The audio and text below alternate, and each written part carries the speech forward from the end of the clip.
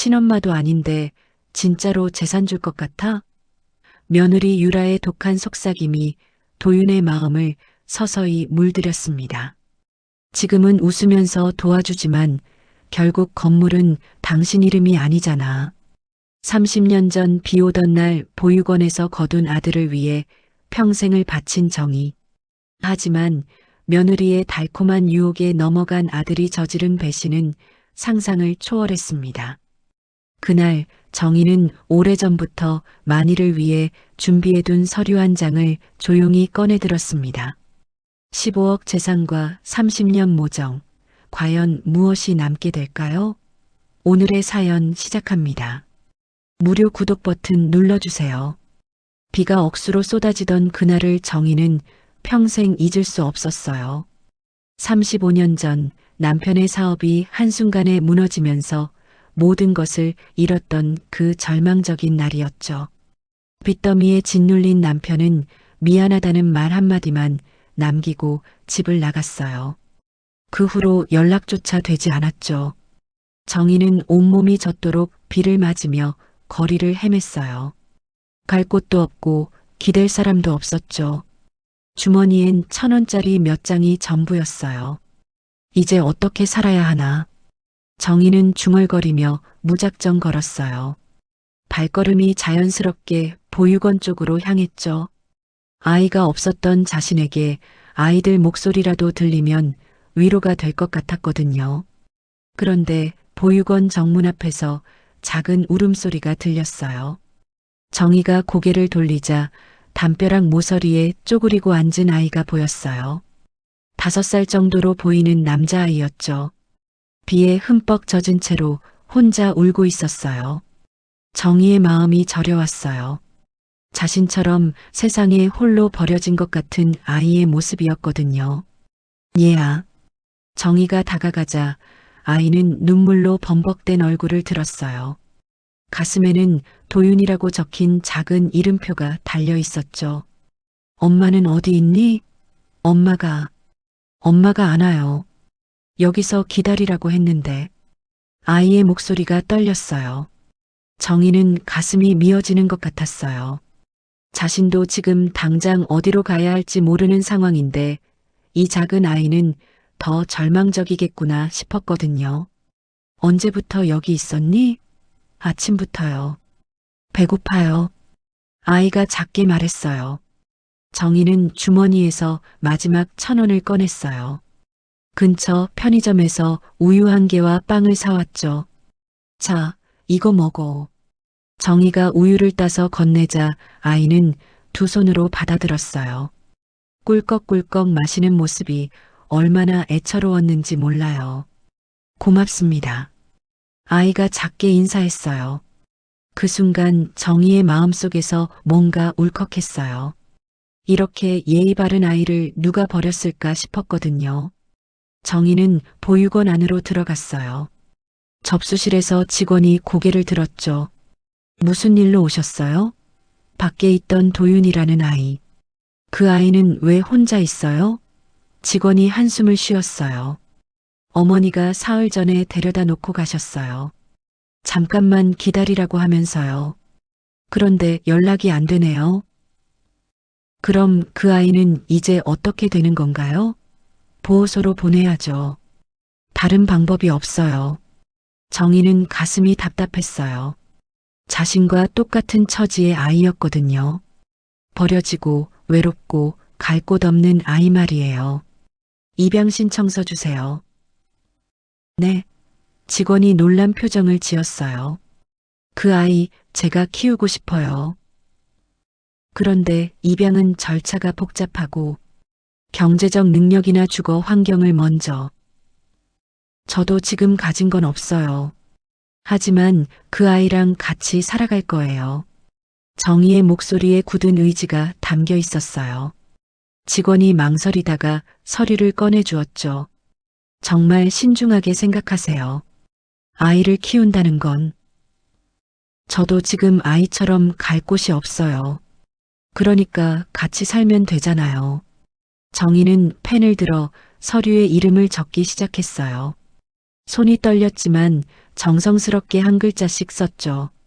잠시 후 직원과 함께 밖으로 나가자 도윤이 여전히 그 자리에 앉아 있었어요. 도윤아, 이제 이분이 너의 엄마가 되실 거야. 도윤이 정의를 올려다봤어요. 맑은 눈동자에 불안과 기대가 섞여 있었죠. 정말이에요? 그래. 이제부터 우리 집에서 살자. 정의가 손을 내밀자 도윤이 조심스럽게 그 손을 잡았어요. 작고 차가운 손이었죠. 그날 밤 정의는 임시로 구한 단칸방에서 도윤과 함께 잠을 잤어요. 좁은 방이었지만 혼자가 아니라는 게 이렇게 따뜻할 줄 몰랐어요. 엄마. 도윤이 잠결에 중얼거렸어요. 정희는 아이의 이마에 손을 올리며 다짐했어요. 이 아이만큼은 절대 혼자 두지 않겠다고 말이에요. 다음 날부터 정희는 새벽 4시에 일어났어요. 도매시장에 가서 배추, 무, 콩나물을 사왔죠. 도윤이 잠든 사이에 반찬을 만들었어요. 아줌마, 뭐 하세요? 도윤이 눈을 비비며 일어났어요. 반찬 만드는 거야. 이걸 팔아서 우리가 먹고 살 거야. 저도 도울까요? 아니야. 넌 학교에 나가. 정희는 도윤을 학교에 보낸 후 만든 반찬을 포장했어요. 플라스틱 용기에 김치, 콩나물 무침, 시금치나물을 담았죠. 그리고 시장 한 구석에 자리를 깔고 앉았어요. 반찬 사세요. 정성껏 만들었어요. 목청이 터져라 외쳤지만 사람들은 그냥 지나갔어요. 하루 종일 앉아 있어도 몇 개 팔리지 않았죠. 하지만 정희는 포기하지 않았어요. 한 번만 맛보세요. 정말 맛있어요. 지나가는 아주머니에게 작은 숟가락으로 김치를 맛보게 해드렸어요. 이거 정말 맛있네. 얼마예요? 2,000원이에요. 첫 번째 손님이었어요. 정희의 눈에 눈물이 맺혔죠. 도윤이 학교에서 돌아오면 정희 옆에 앉아서 반찬 포장을 도왔어요. 아줌마, 오늘은 많이 팔았어요? 응, 우리 도윤이 덕분에 조금씩 늘고 있어. 정희는 아이의 머리를 쓰다듬으며 말했어요. 몇 년이 흘렀어요. 정희의 반찬 맛이 소문나면서 단골 손님들이 하나둘 늘어갔어요. 새벽에 만든 반찬이 오면 모두 팔려나갔죠. 정희 씨, 오늘도 김치 2개 주세요. 콩나물 무침도 하나요. 손님들이 줄을 서서 기다릴 정도가 되었어요. 정희는 번 돈으로 조금씩 빚을 갚았어요. 그리고 도윤에게 필요한 것들을 하나씩 사주었죠. 15년이 지났어요. 정희의 반찬 가게는 시장에서 가장 큰 규모가 되었어요. 모은 돈으로 시장 근처 3층 상가 건물을 샀죠. 1층은 정희의 반찬 가게, 2층과 3층은 임대를 주었어요. 매달 들어오는 임대료만으로도 충분히 살 수 있게 되었죠. 하지만 정희는 여전히 새벽마다 도매시장에 나갔어요. 엄마, 이제 일 좀 줄이세요. 건물만으로도 충분히 사시잖아요. 고등학교를 졸업하고 인테리어 회사에 취직한 도윤이 말했어요. 돈보다 성실이 먼저야. 그래야 사람들이 믿어주지. 정희는 여전히 자신의 철학을 지켰어요. 도윤은 회사에서 인정받는 직원이 되었어요. 현장에서 자재를 나르고 도면을 보며 꼼꼼히 일했죠. 상사들도 믿을 만한 사람이라고 칭찬했어요. 하지만 도윤의 마음 한구석에는 항상 불안이 있었어요. 입양하라는 사실 때문이었죠. 언젠가 이 사실이 문제가 될까봐 걱정이었거든요. 30이 넘도록 도윤은 연애나 결혼에 관심이 없었어요. 오직 일에만 집중했죠. 그런 어느 날 회사에 새로운 견적 의뢰가 들어왔어요. 유라헤어라는 미용실 인테리어 건이었죠. 도윤은 그 서류를 보며 알지 못했어요. 자신의 인생에 큰 변화가 시작될 거라는 걸 말이에요. 유라헤어는 새로 문을 열 예정인 미용실이었습니다. 도윤은 담당자로 배정받아 견적서를 들고 매장을 찾아갔어요.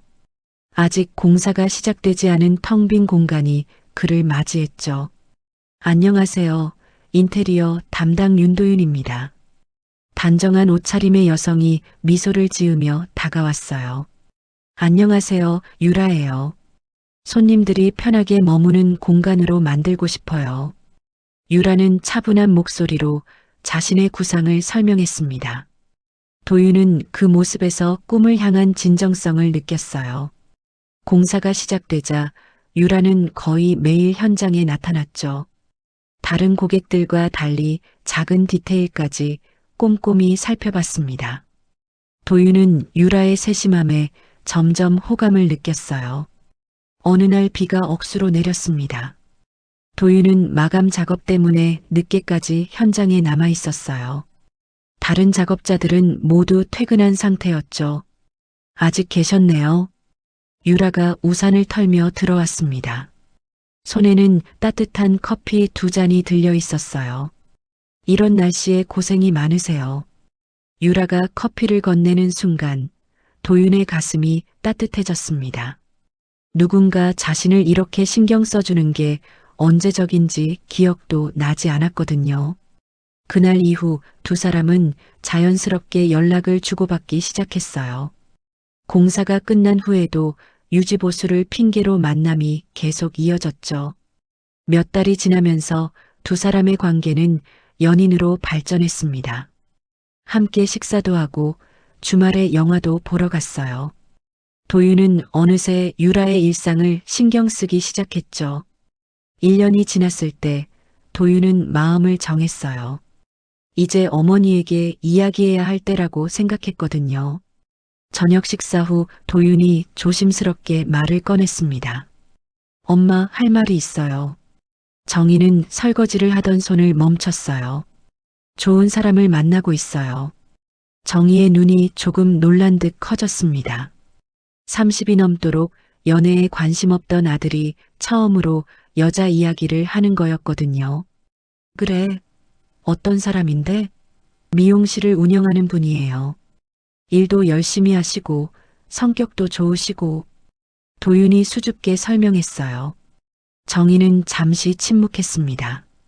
아들의 행복을 바라는 마음과 함께 묘한 불안도 들었거든요. 그래, 다행이네. 사람은 오래 봐야 제대로 안다. 천천히 보렴. 며칠 후 도윤은 유라를 정희에게 소개했습니다. 유라는 단정한 원피스에 가벼운 화장으로 나타났어요. 정희는 미소로 유라를 맞이했지만 묘하게 어색한 공기가 흘렀죠. 세 사람은 근처 식당에서 식사를 했습니다. 유라는 예의 바르게 행동했고 정희도 친절하게 대했어요.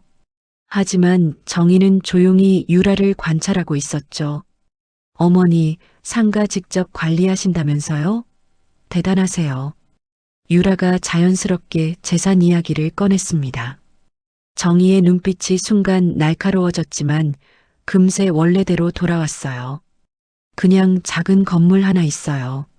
정희가 담담하게 대답했습니다. 도윤 오빠가 자랑을 많이 했거든요. 어머니가 정말 대단한 분이라고요. 유라의 말에 도윤이 어색하게 웃었어요. 정희는 겉으로는 미소를 지었지만 마음속으로는 경계심이 일어났습니다. 예쁘고 똑똑해 보이는 여자였지만 뭔가 계산적인 느낌이 들었거든요. 식사가 끝나고 집으로 돌아오는 길에 도윤이 물었습니다. 어떠세요? 괜찮죠? 응, 좋은 사람 같아. 그런데 너무 서두르지는 마라. 정희는 속마음을 감추며 대답했어요. 그날 밤 정희는 잠을 이루지 못했습니다. 오랫동안 아들과 단둘이 살아오다가 처음으로 다른 사람이 끼어든 기분이었거든요.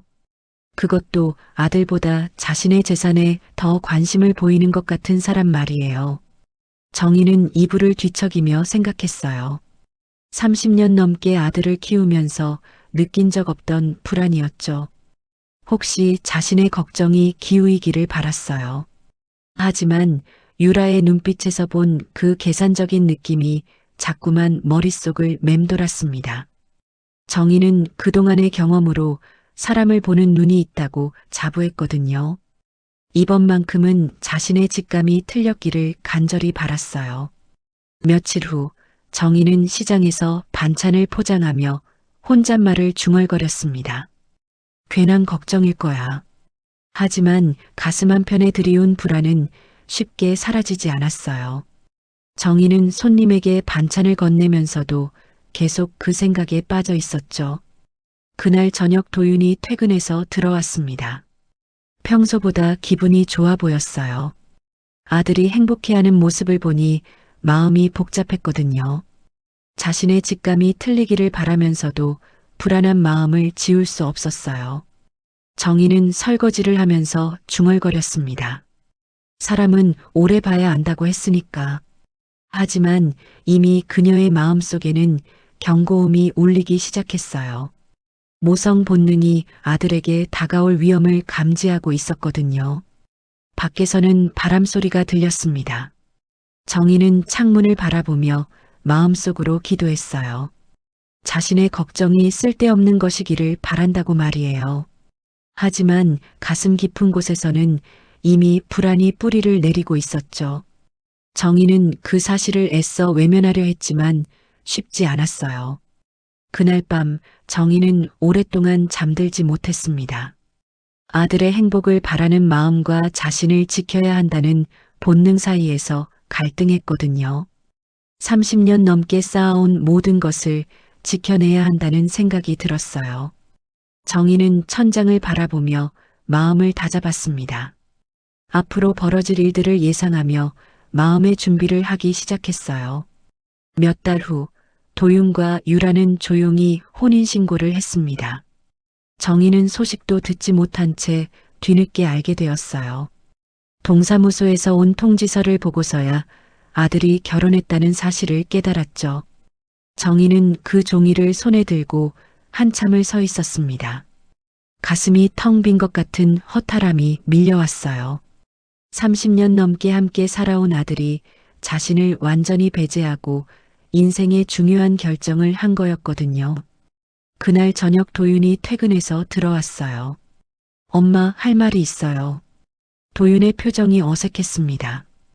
혼인신고했다고? 이미 다 끝난 일을 지금 와서 말하는 거니?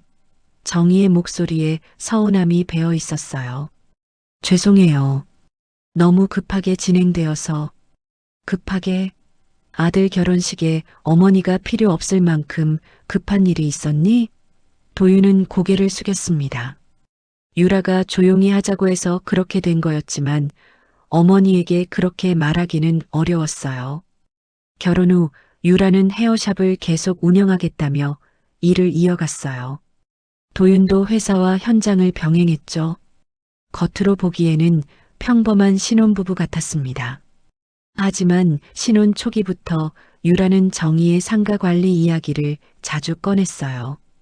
그 나이에 건물 직접 관리하시기 쉽지 않으실 텐데요. 유라가 도윤에게 말했습니다.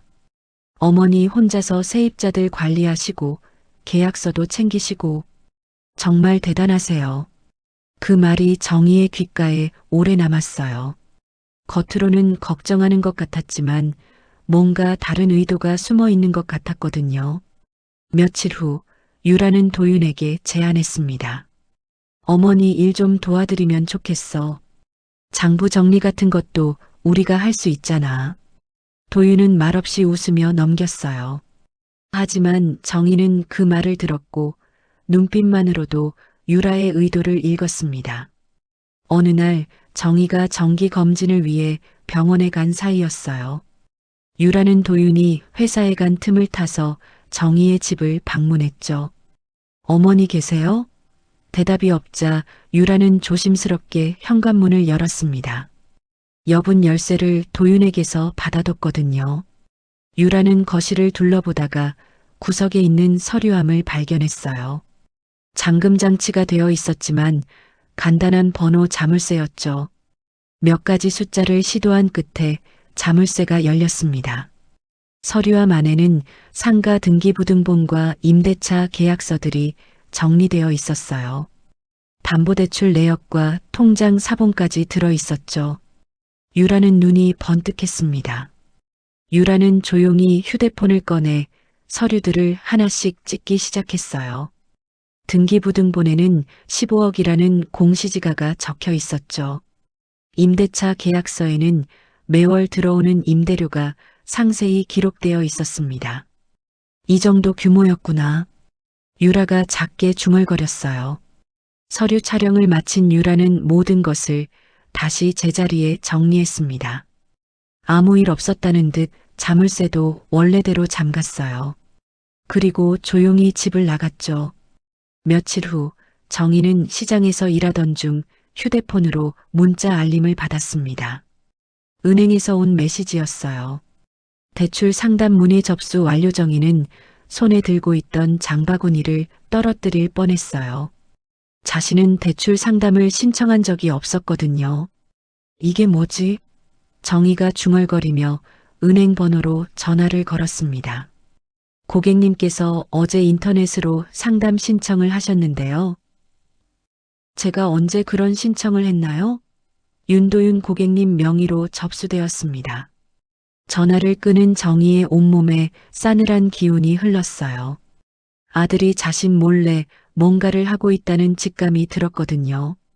그날 밤 정희는 서류함을 확인해 봤습니다. 겉보기에는 별다른 이상이 없어 보였어요.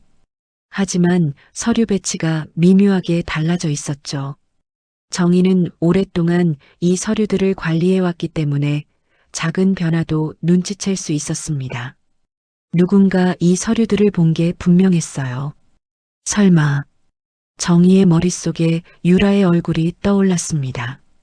집에 올 수 있는 사람은 도윤과 유라뿐이었거든요. 정희는 그날부터 주변을 더욱 세심하게 살펴보기 시작했어요.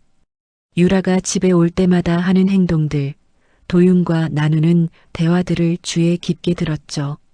며칠 후 정희는 유라가 도윤에게 하는 말을 우연히 들었습니다. 어머니 연세가 있으시니까 실수하실 수도 있잖아. 우리가 미리 확인해 두는 게 좋을 것 같아. 그 순간 정희는 확신했어요. 유라가 자신의 재산을 노리고 있다는 걸 말이에요.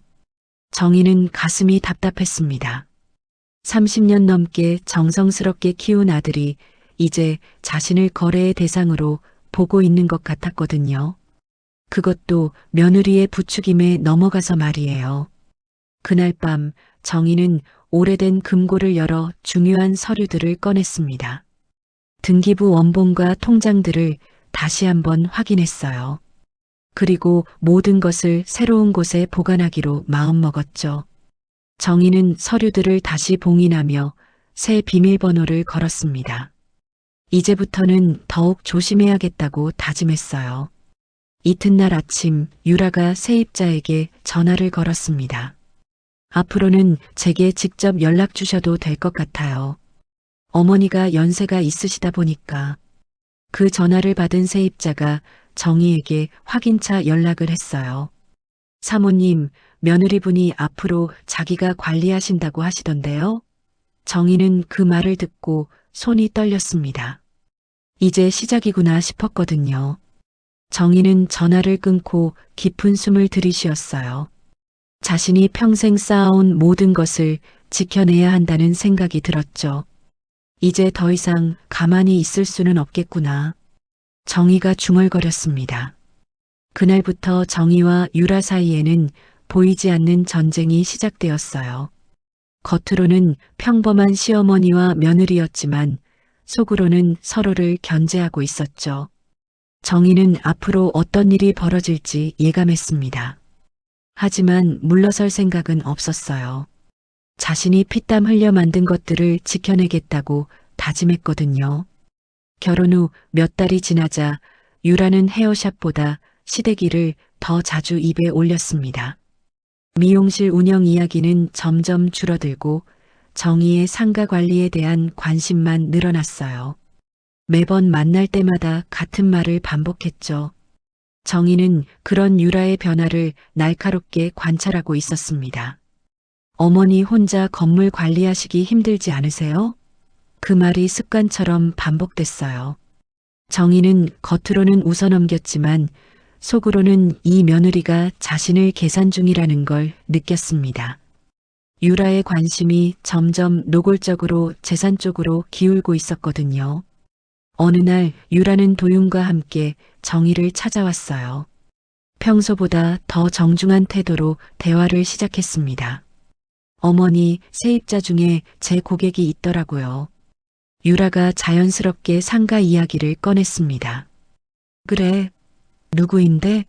정희가 관심 있는 척하며 물었어요. 2층에 있는 네일샵 사장님이에요. 가끔 저희 미용실에 오세요. 유라의 대답이 매끄러웠습니다. 하지만 정희는 이미 유라의 진짜 목적을 눈치채고 있었어요. 며느리가 자신의 재산에 관심을 갖고 접근하고 있다는 걸 말이죠. 정희는 놀란 척했지만 일부러 자세히 묻지 않았습니다. 이미 그녀의 관심이 재산으로 옮겨간 것을 확실히 알았거든요. 며칠 후 유라는 도윤에게 자연스럽게 부탁했어요. 여보, 도장 좀 빌려줘. 뭐 했을 거야? 은행 업무 좀 볼 게 있어서. 도윤은 별 생각 없이 도장을 건네줬습니다. 유라가 무엇에 쓸지 자세히 묻지도 않았어요. 그런데 유라는 그 도장으로 임대차 계약서에 대신 결제를 했습니다. 정희가 며칠 후 서류를 확인하던 중 이상한 점을 발견했어요. 계약서 여백에 유라의 필체로 세입자 연락처가 적혀 있었거든요. 정희는 그 순간 온몸이 굳어지는 걸 느꼈습니다. 자신의 허락도 없이 며느리가 건물 관련 서류에 손을 댔다는 게 믿어지지 않았어요. 이게 뭐니? 정희가 계약서를 들어보이며 조심스럽게 물었습니다. 아, 관리 편하게 하시라고 제가 정리 좀 했어요. 유라가 태연하게 대답했어요. 마치 당연한 일인 것처럼 말하는 모습이었죠. 정희는 아무 대답도 하지 않았습니다. 하지만 마음속으로는 경계심이 더욱 커졌어요. 며느리가 점점 선을 넘어서고 있다는 걸 확실히 느꼈거든요. 그날 밤 정희는 오래된 금고를 열어 중요한 서류들을 꺼냈습니다. 등기부 사본과 계좌 명세서를 하나씩 다시 확인했어요. 모든 것을 새로운 곳에 보관하며 비밀번호도 바꿨죠. 혹시 모를 상황에 대비해야겠다는 생각이 들었거든요. 이제 더 조심해야겠어. 정희가 혼잣말을 중얼거렸습니다. 이튿날 유라는 정희가 시장에 나간 시간을 노려 몰래 세입자에게 전화를 걸었어요. 목소리를 한층 부드럽게 만들며 말을 꺼냈습니다. 안녕하세요. 사모님 며느리 유라입니다. 아, 안녕하세요.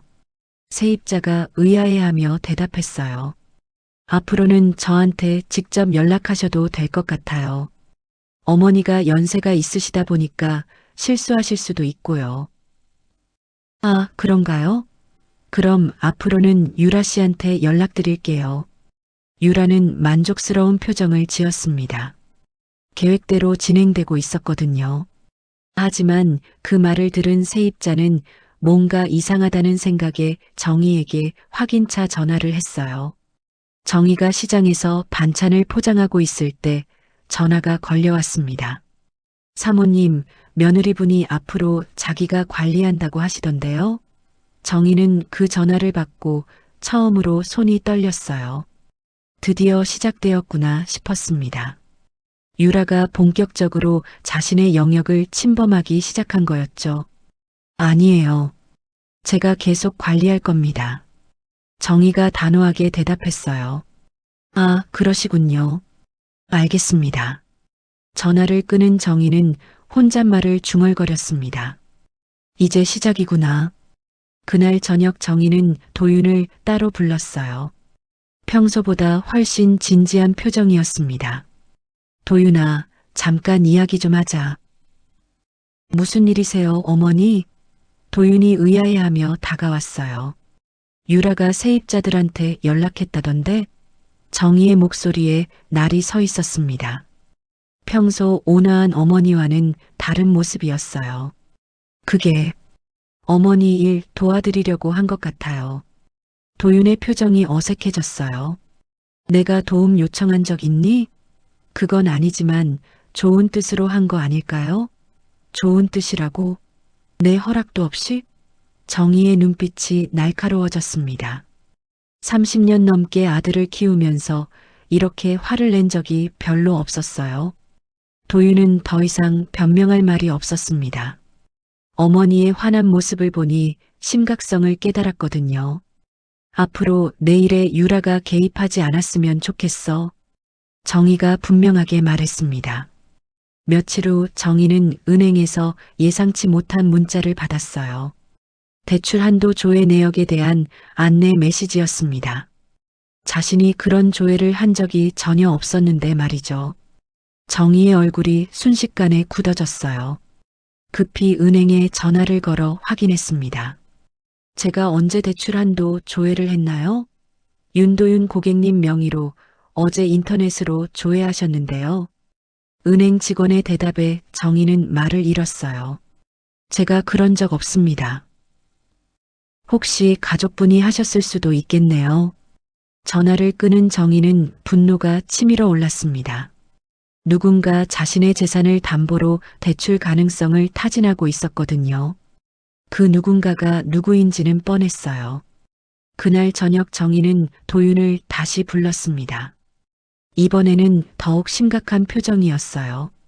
도윤아, 은행에서 연락 왔어. 무슨 연락이세요? 도윤이 불안한 표정을 지었어요. 내 이름으로 대출 한도 조회를 했다는데 내가 했니? 아니요, 저는 그런 적 없어요. 도윤이 당황하며 부인했어요. 정희는 아들의 표정을 살피며 확신했습니다. 도윤은 모르고 있었고 유라가 단독으로 한 일이라는 걸 말이에요. 유라한테 물어봐라. 정희가 차갑게 말했어요. 도윤은 망설이다가 유라에게 조심스럽게 물었습니다. 여보, 혹시 내 이름으로 은행에서 뭔가 했어? 아, 그거? 어머니 건물로 우리도 대출받을 수 있나 해서 알아본 거야. 유라가 태연하게 대답했어요. 엄마한테 말했어? 아직 안 했지. 놀라실까봐. 왜 미리 상의 안 했어? 별거 아니잖아. 그냥 알아본 것뿐이야. 도윤은 머리가 복잡해졌습니다. 어머니와 아내 사이에서 어떻게 해야 할지 몰랐거든요. 두 사람 모두 자신에게 중요한 사람이었는데 갈등이 깊어지고 있었어요. 정희는 이제 더 이상 참을 수 없었습니다. 며느리가 완전히 선을 넘었다는 걸 확실히 알았거든요. 자신이 피땀 흘려 만든 재산을 함부로 건드리려 하고 있었어요. 이제 정말 선을 넘었구나. 정희가 혼잣말로 중얼거렸습니다. 그날부터 정희와 유라 사이에는 보이지 않는 전쟁이 시작되었어요. 겉으로는 평범한 시어머니와 며느리였지만 속으로는 치열한 신경전이 벌어지고 있었습니다. 두 사람 모두 한치의 양보도 할 생각이 없었죠. 정희는 자신의 모든 것을 지켜내겠다고 다짐했습니다. 30년 넘게 쌓아온 재산을 함부로 내줄 생각은 없었거든요. 유라는 더욱 교묘한 방법으로 목표를 달성하려 했어요. 정면 승부로는 어렵다는 걸 깨달았거든요. 도윤은 두 사람 사이에서 갈등하며 괴로워했습니다. 하지만 아직 상황의 심각성을 완전히 파악하지는 못하고 있었어요. 유라는 밤마다 도윤에게 속삭였습니다. 잠자리에 누워있을 때마다 같은 이야기를 반복했어요. 당신 너무 착해. 어머니한테 그동안 받은 게 많다고 생각하겠지만 생각해봐. 유라의 목소리는 부드러웠지만 날카로웠어요. 친엄마도 아닌데 진짜로 재산 줄 것 같아? 도윤은 처음엔 그 말이 불쾌했습니다. 어머니를 그런 식으로 말하는 게 싫었거든요. 하지만 유라가 던진 그 한마디가 머릿속에 오래 남았어요. 그래, 어쩌면 진짜 안 줄 수도 있겠지. 도윤은 이불을 뒤척이며 생각했습니다. 지금까지 한 번도 떠올려 본 적 없는 생각이었어요. 다음 날 유라는 더욱 부드러운 목소리로 다시 속삭였어요. 지금은 웃으면서 도와주지만 결국 건물은 당신 이름이 아니잖아. 유라가 도윤의 어깨를 가만히 쓰다듬었습니다. 서류상 주인이 어머니라면 당신은 그냥 관리인일 뿐이야. 도윤은 아무 말이 없었습니다. 하지만 서서히 마음속에서 무언가가 일기 시작했어요. 서운함, 분노, 그리고 욕심이었죠. 며칠 후 유라는 인테리어 견적서를 들고 와서 말했습니다. 여보, 2층 세입자 나간다면서? 응, 이번 달 말에 나간대. 우리 2호점 차리면 어때? 유라의 제안에 도윤이 고개를 들었어요. 2호점? 그냥 어머니 명의로 계약해두고 수익만 우리가 가져가면 돼. 유라의 말에 도윤은 망설였습니다. 뭔가 잘못된 것 같다는 생각이 들었거든요. 하지만 유라가 계속 말을 이었어요. 그건 나쁜 게 아니야. 나중에 알면 기뻐하시겠지. 당신이 사업을 일으켰다고. 유라의 눈빛이 반짝였습니다. 생각해봐. 우리도 이제 뭔가 시작해야 하지 않을까? 도윤은 한참을 고민했어요. 어머니에게 미안한 마음과 자신의 미래에 대한 욕심이 충돌했습니다. 어머니가 알면 어떻게 해? 모르게 하면 돼. 나중에 성공하면 그때 말씀드리자. 결국 도윤은 고개를 끄덕였어요. 그래, 나도 이젠 내 몫을 챙겨야지. 그 말을 들은 유라의 입꼬리가 살짝 올라갔습니다. 계획대로 되고 있었거든요. 그날 밤 두 사람은 정희가 잠든 사이에 조용히 집을 나섰어요. 부동산 사무실은 늦게까지 문을 열어두고 있었습니다. 계약자 성함이 어떻게 되세요? 부동산 중개사가 물었어요. 윤도윤입니다. 유라가 대신 대답했습니다. 사업자 등록은 어떻게 하실 건가요? 유라뷰티 2호점으로 할 거예요. 유라는 계약서에 윤도윤 대표라는 이름을 적었어요. 도윤은 아무 말 없이 도장을 찍었습니다. 계약이 끝나고 나오는 길에 도윤이 불안해하며 말했어요. 이렇게 하는 게 맞나? 걱정하지 마. 우리가 잘못한 건 아니야. 유라가 도윤의 팔을 붙잡았습니다. 어머니 건물에서 사업하는 건데 뭐가 문제야? 며칠 후 정희는 우연히 세입자 교체 계약서가 갱신된 걸 알게 되었어요. 임대관리회사에서 온 서류를 확인하던 중이었습니다. 계약자 이름을 보는 순간 정희의 손이 떨렸어요.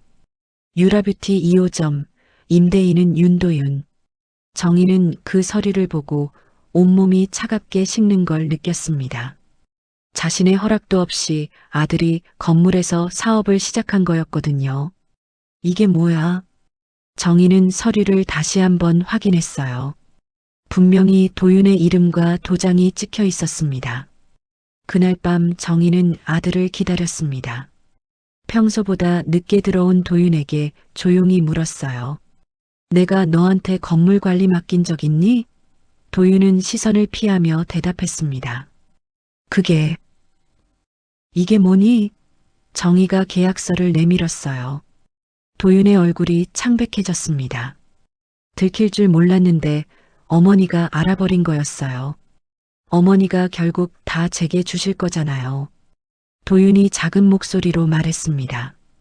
미리 준비하는 게 뭐가 잘못이에요? 정희는 아들의 말을 듣고 가슴이 무너지는 것 같았어요. 30년 넘게 키운 아들이 이런 말을 하다니 믿어지지 않았습니다. 그 말 다시 한번 해봐. 정희의 목소리가 떨렸어요. 하지만 도윤은 이미 유라의 말에 물들어 있었습니다. 세상 다 자기 거로 만들 줄 아세요? 도윤이 고개를 들며 말했어요. 이제 저희 인생 좀 살게 해주세요. 정희는 그 말을 듣고 말없이 등을 돌렸습니다. 눈에 맺힌 건 눈물이 아니라 깊은 절망이었어요. 자신이 평생을 바쳐 키운 아들이 이런 사람이었나 싶었거든요. 그녀의 마음속에서 마지막 끈이 끊어지는 소리가 났습니다. 아들에 대한 사랑과 신뢰가 산산조각 나는 순간이었어요. 그래, 이제 알겠다. 정희가 혼잣말을 중얼거렸습니다. 그날 밤 정희는 한잠도 자지 못했어요. 천장을 바라보며 지난 30년을 돌이켜봤습니다. 비 오던 날 보육원에서 만난 그 작은 아이가 이렇게 될 줄 몰랐어요. 다음 날 아침 정희는 일찍 일어나 시장으로 나갔습니다. 평소보다 일찍 나온 탓에 시장이 한산했어요. 정희는 반찬을 만들면서도 계속 생각에 잠겨 있었습니다. 내가 뭘 잘못했나? 정희는 자신을 돌아봤어요. 아들에게 부족함 없이 해줬다고 생각했는데 어디서 틀어진 걸까요? 그때 유라가 시장에 나타났습니다. 정희를 보자 밝게 인사했어요. 어머니, 안녕하세요. 그래. 정희가 냉담하게 대답했습니다. 어제 도윤 오빠한테 들었어요. 화내지 마세요. 유라가 애처로운 표정을 지었어요. 우리가 잘못 생각한 것 같아요. 하지만 정희는 이미 유라의 본 모습을 알고 있었습니다. 이 모든 일의 배우가 바로 이 며느리라는 걸 말이에요. 앞으로 내 일에 참견하지 마라. 정희가 단호하게 말했어요. 어머니, 내 말 못 들었니? 정희의 눈빛이 차갑게 식었습니다. 유라는 정희의 달라진 태도를 보고 당황했어요. 예전처럼 호락호락하지 않다는 걸 느꼈거든요. 그날부터 정희와 도윤 사이에는 깊은 균열이 생겼습니다. 서로 말도 제대로 하지 않게 되었어요. 집안 분위기는 날로 차갑게 식어갔습니다. 정희는 이제 아들을 보는 눈이 완전히 달라졌어요. 사랑하는 아들이 아니라 자신의 재산을 노리는 사람으로 보이기 시작했습니다. 도윤은 어머니의 차가운 시선을 느끼며 괴로워했어요. 하지만 이미 유라의 말에 완전히 물들어 있어서 돌이킬 수 없었습니다. 유라는 두 사람 사이의 갈등이 깊어지는 걸 보며 만족했어요. 자신의 계획이 성공적으로 진행되고 있었거든요. 정희는 그날부터 본격적으로 자신을 지키기 위한 준비를 시작했습니다. 더 이상 당하고만 있을 수는 없었거든요. 아들이라고 믿었던 사람이 자신을 배신했으니 이제는 냉정하게 대응해야 했어요. 이제 정말 끝이구나. 정희가 한숨을 쉬며 혼잣말했습니다. 그녀의 눈에서는 더 이상 모성애의 따뜻함을 찾을 수 없었어요. 오직 자신을 지키겠다는 차가운 결의만이 남아 있었습니다. 가을비가 억수로 내리던 날 정희는 예상치 못한 전화를 받았습니다. 반찬 가게에서 저녁 정리를 하고 있을 때였어요. 세입자 김 사장의 목소리가 전화기 너머로 들려왔습니다. 사모님, 지난달에 보증금 일부를 새 계좌로 입금하라고 하셔서 그렇게 했는데요. 정희는 손에 들고 있던 국자를 놓치며 물었어요. 새 계좌요? 언제 그런 말을 했나요? 윤도윤 실장님이 연락하셨거든요. 어머니께서 지시하셨다고. 정희의 온몸이 얼어붙는 것 같았습니다. 자신은 그런 지시를 한 적이 없었거든요. 얼마를 입금하셨어요? 2천만 원입니다. 확장 사업 자금이 필요하다고 하셔서 전화를 끊은 정희는 즉시 은행으로 달려갔어요. 창구 직원에게 최근 거래 내역을 요청했습니다. 서류를 받아든 순간 정희의 손이 떨렸어요. 거래 내역에는 유라뷰티 확장 사업이라는 문구와 함께 거액의 송금 기록이 선명히 남아 있었습니다. 자신도 모르는 사이에 자신의 돈이 빠져나간 거였어요. 이게 무슨 일이지? 정희는 혼잣말을 중얼거렸습니다. 그날 밤 정희는 도윤이 들어오기를 기다렸어요. 평소보다 늦은 시간에 들어온 도윤에게 조용히 물었습니다. 이게 뭐니? 내 건물에서 돈이 빠져나갔어. 정희가 은행 거래 내역서를 내밀었어요. 도윤은 잠시 머뭇거리다가 말했습니다. 유라랑 상의해서 한 거예요. 상해? 나랑은 상의 안 하고 샵 확장하려면 어쩔 수 없었어요. 도윤의 말에 정희의 눈동자가 흔들렸어요. 믿을 수 없다는 표정이었습니다. 내 허락도 없이? 내 이름으로 계약한 것도 모자라 이제 내 돈까지 가져갔니? 정희의 목소리가 떨렸습니다. 도윤은 오히려 고개를 들었어요. 유라에게서 배운 논리를 그대로 말했습니다. 어머니, 그 돈 다 결국 제 거 될 돈 아니에요? 뭐라고? 유라도 말했어요. 어머니가 언제까지 그걸 쥐고 있을 건데요? 정희는 그 말을 들은 순간 심장이 철렁 내려앉았습니다. 이젠 유라만이 아니라 아들까지 나를 거래로 보고 있구나. 정희의 입술이 파르르 떨렸어요. 30년 넘게 키운 아들이 이런 말을 하다니 믿어지지 않았습니다. 내가 정말 그런 생각을 하고 있었니? 정희의 목소리는 절망으로 가득했어요. 도윤은 대답하지 않았습니다. 하지만 그 침묵이 정희에게는 가장 큰 상처였어요. 다음 날 정희는 몰래 부동산 사무실을 찾아갔습니다. 최근 계약서들을 확인하고 싶었거든요. 중개사가 서류를 보여주자 정희의 얼굴이 굳어졌어요. 계약자 이름 옆에는 윤도윤 위임자 유라라는 붉은 도장이 선명히 찍혀 있었습니다. 유라가 모든 것을 주도하고 있었던 거예요. 정희는 펜을 들어 계약서를 찢으려다 멈췄습니다. 분노로는 해결되지 않는다는 걸 깨달았거든요. 이제 감정으론 안 되겠구나. 이건 법으로 끊어야 한다. 정희가 중얼거리며 사무실을 나왔어요.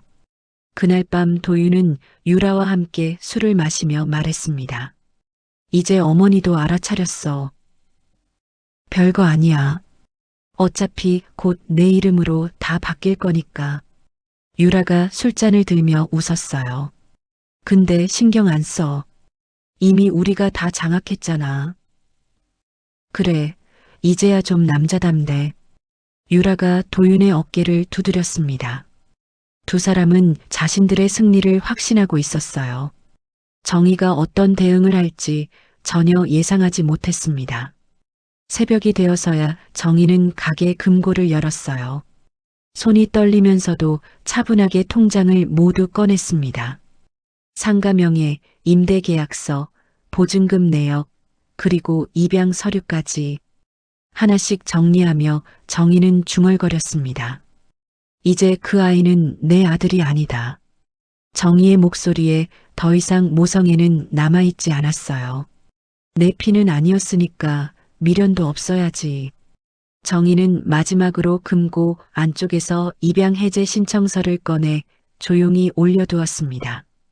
이미 몇 년 전에 만일의 사태를 대비해 준비해둔 서류였어요. 그때는 사용할 일이 없기를 바랐지만 이제는 달랐습니다.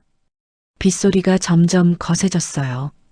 정희는 창밖을 바라보며 깊게 숨을 들이마셨습니다. 다음엔 내가 잃지 않겠다. 그 순간 정희의 마음에서 마지막 망설임이 사라졌습니다. 아들에 대한 사랑, 가족에 대한 정까지 모두 버리기로 한 거였어요.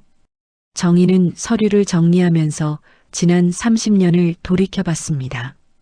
비 오던 날 보육원에서 만난 그 작은 아이를 위해 얼마나 많은 것을 포기했는지 생각해봤어요. 새벽마다 도매시장에 나가고 하루 종일 반찬을 만들고 아들 교육비를 위해 아껴가며 산 세월들. 하지만 그 모든 희생이 이런 결과를 낳았다니 허무했습니다. 자신이 키운 아들이 자신을 배신하고 심지어 자신의 돈까지 함부로 가져갔어요. 이제 정말 끝이야. 정희는 입양 해제 신청서를 바라보며 마음을 굳혔습니다. 다음 날 아침 도윤은 평소와 다른 어머니의 분위기를 느꼈어요. 정희가 아무 말도 하지 않고 일찍 나갔거든요. 인사조차 없었습니다. 어머니가 화가 많이 나신 것 같아.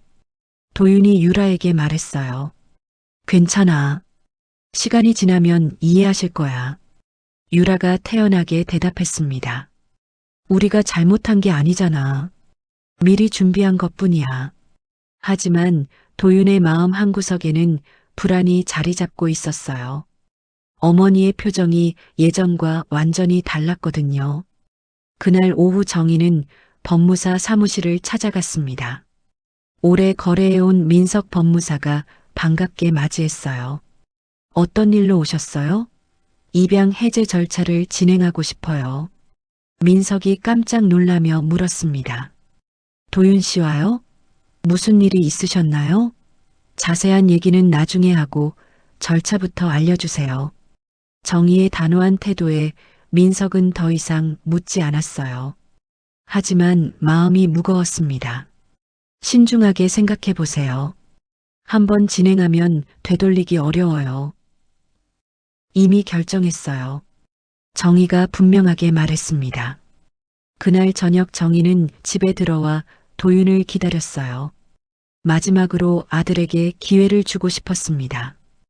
혹시 잘못을 인정하고 사과한다면 용서할 생각이었거든요. 하지만 들어온 도윤의 모습을 보자 정의의 마음이 굳어졌습니다. 전혀 미안해하는 기색이 없었거든요. 오히려 당당한 표정이었어요. 내일 법무사 사무실에 같이 가자. 정의가 조용히 말했습니다. 왜요? 가서 알게 될 거야. 정의의 차가운 목소리에 도윤이 불안해했어요. 하지만 아직 어머니가 무엇을 결심했는지 모르고 있었습니다. 그날 밤 정의는 한잠도 자지 못했어요. 마지막 결정을 내리기 전까지 계속 고민했습니다. 정말 이게 맞는 건지 다른 방법은 없는지 생각해 봤어요. 하지만 결론은 같았습니다. 더 이상 당할 수는 없었어요. 자신이 평생 쌓아온 모든 것을 지켜내야 했습니다. 새벽이 되자 정의는 일어나 준비를 시작했어요. 오늘이 아들과의 마지막 날이 될 거라는 걸 알고 있었습니다. 이제 정말 끝내야지. 정의가 거울을 보며 혼잣말했습니다. 그녀의 얼굴에는 더 이상 모성의 따뜻함이 남아있지 않았어요. 오직 자신을 지키겠다는 차가운 의지만이 남아있었습니다. 다음 날 아침 정의는 새벽 첫 차를 타고 법무사 사무실로 향했습니다. 평소 같으면 시장에 나갈 시간이었지만 오늘은 더 중요한 일이 있었어요. 버스 안에서 정의는 창밖을 바라보며 마음을 다잡았습니다. 법무사 사무실에 도착하자 민석이 놀란 얼굴로 정의를 맞이했어요. 사모님, 정말 파양을 진행하실 겁니까? 민석의 목소리에 걱정이 배어 있었습니다. 네, 지금 이 순간에도 제 돈이 새고 있으니까요. 정의는 단호하게 대답했습니다.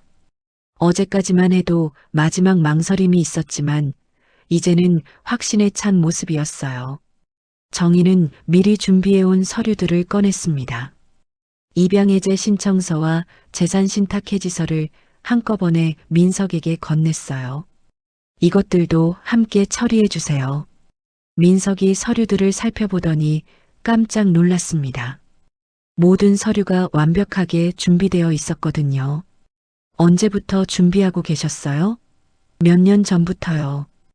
혹시 모를 일을 대비해서 정의의 답변에 민석은 할 말을 잃었어요. 이미 오래전부터 이런 상황을 예상하고 있었다는 뜻이었거든요. 처리하는데 시간이 얼마나 걸려요? 입양해제는 오늘 오후면 완료됩니다. 재산신탁 해지도 마찬가지고요. 그럼 15억 건물의 소유권은 즉시 사모님 단독 명의로 복귀됩니다. 정의는 고개를 끄덕였습니다. 이제 되돌릴 수 없는 길을 가고 있다는 걸 알았지만 후회하지 않았어요. 법무사 사무실을 나온 정의는 곧바로 은행을 찾아갔습니다. 창구 직원에게 명확하게 지시했어요. 모든 공동계좌를 해지하고 싶습니다. 고객님, 공동명의자 동의가 필요한데 제가 주 명의자입니다. 지금 당장 해지해 주세요. 정의의 단호한 태도에 직원이 서류 작업을 시작했어요. 그리고 앞으로 윤도윤 명의의 접근은 전부 차단해 주세요. 어떤 경우에도 말인가요? 무슨 일이 있어도요. 정의가 분명하게 말했습니다. 같은 시각 유라와 도윤은 부동산 사무실에 있었어요. 추가 대출 신청을 하러 온 거였습니다. 유라는 자신만만한 표정으로 중개사와 이야기하고 있었어요. 건물을 담보로 대출받고 싶은데요. 아, 그 건물 말씀이시군요. 잠깐만요. 중개사가 컴퓨터를 확인하더니 당황한 표정을 지었어요. 죄송하지만 해당 건물은 신탁 해지로 현재 담보로 쓸 수 없습니다. 유라의 손에서 볼펜이 떨어졌습니다. 무슨 말씀이세요? 소유권이 변경되었어요. 더 이상 공동 소유가 아닙니다. 도윤은 믿기지 않는다는 듯 스마트폰을 꺼내 등기부를 확인했어요. 화면을 보는 순간 얼굴이 창백해졌습니다. 명의자 정의 단독. 그 아래로 입양해제 신고가 법원 전산에 등록되어 있었어요. 이게 뭐야? 도윤의 손이 떨렸습니다. 유라는 화면을 보고 차갑게 말했어요. 그래서 내가 미리 손 써놓으라고 했잖아. 뭐, 당신은 끝까지 우물쭈물 하다가 다 잃었어. 유라의 목소리에 실망과 분노가 섞여 있었어요. 두 사람은 부동산 사무실을 황급히 나왔습니다. 도윤은 아직도 믿을 수 없다는 표정이었어요. 그날 저녁 정희는 집으로 돌아와 조용히 앉아 있었습니다. 도윤이 들어오기를 기다리고 있었어요. 마지막으로 할 말이 있었거든요. 1시간 후 도윤이 들어왔습니다. 얼굴이 창백하고 눈이 충혈되어 있었어요. 정희는 도윤을 보고 차가운 목소리로 말했습니다. 파양 통보서 오늘 도착했을 거다. 확인해봐. 도윤은 그 말을 듣고 주저앉는 것 같았어요. 어머니, 이럴 필요까지 있었나요? 필요하니까 했지. 정희의 답변은 짧고 냉정했습니다. 제가 뭘 그렇게 잘못했다고. 내가 한 일을 모르겠니? 정희가 도윤을 똑바로 쳐다봤어요. 내 돈을 멋대로 가져다 쓰고 내 허락도 없이 계약하고. 그건 이제 남이니까 변명하지 마라. 정희의 말에 도윤은 더 이상 아무것도 말할 수 없었습니다. 통화가 끊긴 후 정희는 한동안 그 자리에 서 있었어요. 30년 넘게 함께 살아온 시간들이 이렇게 끝나는 게 허무했지만 후회하지는 않았습니다. 며칠 후 은행과 부동산 거래망에서 윤도윤 이름은 모두 지워졌어요. 정희가 요청한 대로 모든 접근 권한이 차단되었습니다. 유라의 미용실도 문제가 생겼어요. 확장 사업을 위해 빌린 돈을 갚을 방법이 없어졌거든요. 결국 며칠 후 폐업 신고를 할 수밖에 없었습니다. 2층 임대 계약도 무효가 되었어요. 정희가 계약 취소를 요구했거든요. 도윤과 유라는 하루아침에 모든 것을 잃었습니다. 한 달 후 부동산 앞에서 짐을 옮기는 도윤의 모습이 보였어요. 큰 이삿짐차가 아니라 작은 트럭 한 대였습니다. 그들이 새로 구한 집은 반지하 단칸방이었어요. 유라는 짐을 나르면서 계속 불평했어요. 이런 곳에서 어떻게 살라고. 참아야지. 다른 방법이 없잖아. 도윤이 지친 목소리로 답했습니다. 다 당신 때문이야. 왜 그때 확실히 안 해놨어? 내가 어떻게 어머니가 이렇게까지 하실 줄 알았겠어? 두 사람은 서로를 원망하며 싸웠어요. 꿈꿔왔던 부유한 삶은 완전히 사라져버렸습니다. 정희는 시장 가게 앞에서 하늘을 올려다봤어요. 오래된 간판은 여전히 그대로 있었고 바람결에 커튼이 흔들렸습니다. 피는 섞이지 않았지만 인연은 내가 끊었지. 정희가 조용히 혼잣말했어요. 이번엔 내 선택이 맞았어. 그녀는 더 이상 뒤돌아보지 않았습니다. 자신이 내린 결정에 대해 확신하고 있었거든요. 아들이라고 생각했던 사람이 자신을 배신했으니 이제는 남남이 되는 게 당연했어요. 정희는 가게 문을 열고 들어가 평상시와 같이 일을 시작했습니다. 마치 아무 일도 없었던 것처럼 말이에요. 하지만 그녀의 마음은 예전보다 훨씬 단단해져 있었습니다. 파양 통보 한 달 후 경찰이 부동산 사무실을 찾아왔습니다. 중개사무소 직원들이 웅성거리는 소리가 들렸어요. 세입자 보증금 일부가 유라 명의 계좌로 흘러간 사실이 드러났거든요. 횡령 및 사기 혐의로 조사가 시작되었습니다. 경찰관이 차분하게 설명했어요. 며칠 후 유라는 경찰서로 출두했습니다. 조사실에서 경찰관의 질문에 답하고 있었어요. 보증금을 개인 계좌로 빼돌린 이유가 뭡니까? 사업 자금이 필요해서 잠깐 빌린 거예요. 빌렸다고 하시는데 누구한테 허락받았나요? 유라는 대답하지 못했습니다. 자신의 행동이 명백한 횡령이라는 걸 알고 있었거든요. 같은 시각 도윤은 경찰서 복도에서 하얗게 질린 얼굴로 유라를 기다렸어요. 조사가 끝나고 나온 유라에게 다급하게 물었습니다. 잠깐만 빌린 거라며? 왜 이렇게 된 거야? 도윤의 목소리에 절망이 섞여 있었어요. 유라는 냉소를 띠며 대답했습니다. 빌렸든 훔쳤든 어차피 당신 이름도 들어갔잖아. 서머, 같이 책임져. 유라의 차가운 말에 도윤은 벽에 머리를 기댔어요. 모든 것이 한순간에 무너져 내리는 기분이었습니다. 신용불량자가 되었고 고소 피의자가 되었고 어머니에게 파양당한 이름 없는 사람이 되었어요. 도윤의 인생은 완전히 망가져 있었습니다. 며칠 후 유라는 조사를 받은 후 바로 구속되었어요. 보증금 횡령 금액이 수천만 원대에 달했고 명백한 사기죄로 판단되었거든요. 면회는 언제 가능한가요? 도윤이 담당 경찰관에게 물었습니다. 당분간은 어려울 것 같습니다. 도윤은 경찰서를 나와 터덜터덜 걸었어요. 갈 곳도 없고 기댈 사람도 없었습니다.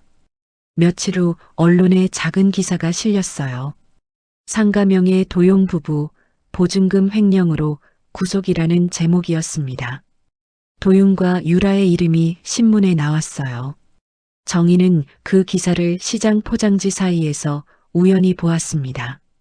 기사를 읽으며 한동안 말이 없었어요. 그래, 이제 다 끝났네. 정희는 신문을 접어 쓰레기통에 넣고 손을 털었습니다. 더 이상 자신과는 상관없는 일이라는 듯이 말이에요. 그날 오후 시장 앞 골목에서 익숙한 모습이 보였어요. 초라한 셔츠에 구겨진 신발을 신은 도윤이었습니다. 손에는 작은 봉투 하나만 들고 있었어요. 도윤은 한참을 망설이다가 정희 앞에 다가왔습니다. 예전에 당당했던 모습은 온데간데 없었어요. 어머니, 도윤이 조심스럽게 말을 꺼냈습니다. 죄송합니다. 정희는 그를 바라보았어요. 한때 자신의 아들이라고 생각했던 사람의 초라한 모습을 말이에요. 미안할 거면 그 전에 멈췄어야지. 정희의 목소리는 차갑지만 감정이 섞여 있었어요. 나에겐 네가 피로 이어진 아들은 아니어도 마음으로 낳은 아들이었어. 그 말에 도윤의 눈에서 눈물이 떨어졌습니다. 이제서야 자신이 무엇을 잃었는지 깨달은 거였어요. 어머니, 정말 죄송합니다. 제가 정말 잘못했어요. 도윤이 무릎을 꿇으며 울었어요. 정희는 잠시 침묵하다가 천천히 말을 이었습니다. 이제 가렴. 어머니, 살아있는 동안 그 여자처럼만 살지 마. 정희가 마지막 충고를 했어요.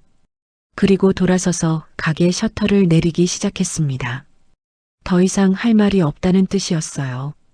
도윤은 그 자리에서 한참을 서 있었습니다. 하지만 정희는 뒤돌아보지 않았어요. 바람이 불었어요. 시장 간판들이 흔들리고 저녁 햇살이 가게 안으로 스며들었습니다. 정희는 조용히 국자를 들어 된장찌개를 휘저었어요. 가게 안은 고요했지만 평화로웠습니다. 정희는 혼자서도 충분히 행복할 수 있다는 걸 알았거든요. 창밖으로 도윤이 터덜터덜 걸어가는 모습이 보였어요. 어깨가 축 늘어진 채 골목 끝으로 사라졌습니다. 정희는 된장찌개 냄새를 맡으며 혼잣말했어요. 돈은 다시 벌 수 있어. 국자를 저으며 계속 말했습니다. 하지만 믿음은 한 번 깨지면 영원히 돌아오지 않지. 그 순간 정희는 자신이 내린 결정이 옳았다는 확신이 들었어요. 아무리 가족이라고 해도 배신하면 용서할 수 없었거든요. 저녁이 되자 시장의 불빛이 하나둘 켜지기 시작했습니다. 정희의 반찬 가게에도 따뜻한 불빛이 새어나왔어요. 그녀는 내일도 새벽에 일어나 도매시장에 갈 생각이었습니다. 혼자서도 충분히 잘 살 수 있으니까요. 며칠 후 시장 상인들이 정희에게 물었어요. 도윤 씨는 요즘 안 보이네요? 그 아이는 이제 제 아들이 아니에요. 정희가 담담하게 대답했습니다. 앞으로는 저 혼자 살 거예요. 상인들은 더 이상 묻지 않았어요. 정희의 단호한 표정을 보고 사정이 있다는 걸 눈치챘거든요. 정희는 그날부터 정말로 혼자 살기 시작했습니다. 외롭지 않았어요. 오히려 마음이 편했습니다. 더 이상 누군가를 의심하거나 경계할 필요가 없었거든요. 자신이 번 돈을 자신이 마음대로 쓸 수 있었고 아무도 자신을 이용하려 들지 않았어요. 정희는 반찬을 만들면서 생각했습니다. 결국 믿을 수 있는 건 자기 자신뿐이라고 말이에요.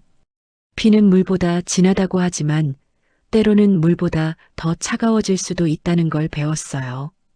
가족이라는 이름으로 자신을 이용하려는 사람들로부터 자신을 지켜낸 거였습니다. 저녁 무렵 정희는 가게 문을 닫고 집으로 향했어요. 홀가분한 발걸음이었습니다. 이제 누구의 눈치도 보지 않고 살 수 있었거든요. 집에 도착해서 정희는 차를 끓여 마시며 창밖을 바라봤습니다. 달이 밝게 떠 있었어요.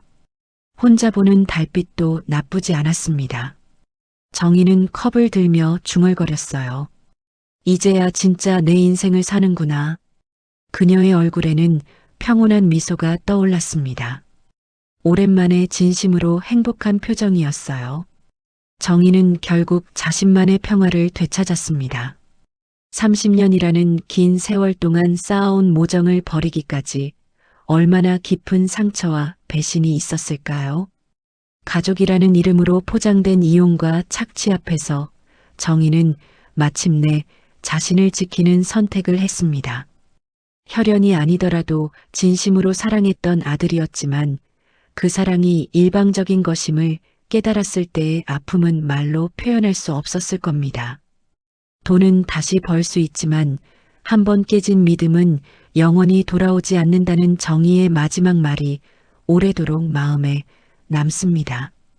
때로는 사랑하는 사람을 놓아주는 것이 자신을 지키는 유일한 방법일 수도 있습니다. 여러분이라면 정의의 선택을 어떻게 생각하시나요?